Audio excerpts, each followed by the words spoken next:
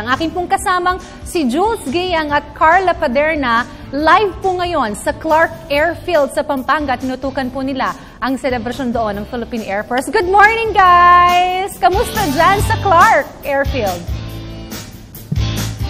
Magandang umaga, Dayan, at sa lahat ng mga manonood ng Bagong Pilipinas. Andito nga kami ni Jules, live na live sa Air Force Clark Air Base, Pampanga. Ngayon, July 4, 2017, ang 70th anniversary ng Philippine Air Force. At mamayang alas 2 ng hapon ang kanilang selebrasyon. Inaasahan din na dadalo si Pangulong Rodrigo Roa Duterte, who is also the Commander-in-Chief of the Armed Forces of the Philippines. Pero Jules, ano nga ba ang tema ng 70th anniversary ng Philippine Air Force? That's right. For the 70th anniversary ng Air Force, ang tema po natin ay Partnering for Change and Sustaining the Effort Towards a Jointly Engaged Transforming Force for Greater Peace and Security. Mamaya po, marami po tayong mga interviews dito sa ating palatuntunan para po mas malaman natin kung ano nga ba ang mandato ng Philippine Air Force at kung ano-ano ba yung mga ina-expect natin ngayon, Carla, no? Dito sa 70th anniversary ng Philippine Air Force. Dito nga sa likuran natin, napakaganda ng ating background. Ano ba yung sa likuran natin, Jules? Yan ang tinatawag nating FA-50PH o itong mga Fighter Attack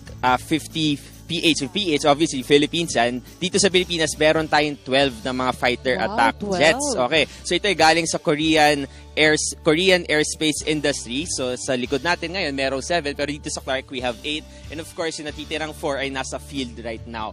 So, yan yung talagang nakikita natin, yung very active natin ng mga Air Force. Oo, kanina nakita na natin yung mga baka bago nilang mga kagamitan dito sa Philippine Air Force. At makikita talaga natin na malayo na ang narating ng isa sa pinakaunang Air Force dito sa Asia. At mamaya marami tayo, Jules, sa makakapanayam to know more about their 70th celebration and of course to know about the modernization of the Philippine Air Force. Of course, pero syempre before this 70th anniversary, napakarami rin nila mga activities, Carla, na ginawa from May to June. Like meron silang ginawa na sports clinic, meron silang video contest, photo essays, virtual recollection, may mga symposium. At syempre, meron din sila mga ginanap na mga mall exhibits para syempre, alam mo yun, Carla, mas mapalapit nila sa mga tao kung ano nga ba yung relevance ng Philippine Air Force. Naku, exciting ang 70th anniversary na yan. Pero Jules, dyan lang kayo mga televiewers natin. Kaya naman balikan natin si Diana live na live sa studio ng Bagong Pilipinas. Good morning, Dayan! Maraming salamat sa iyo, Jules Gayang at Carla Paderna, live dyan sa Pampanga.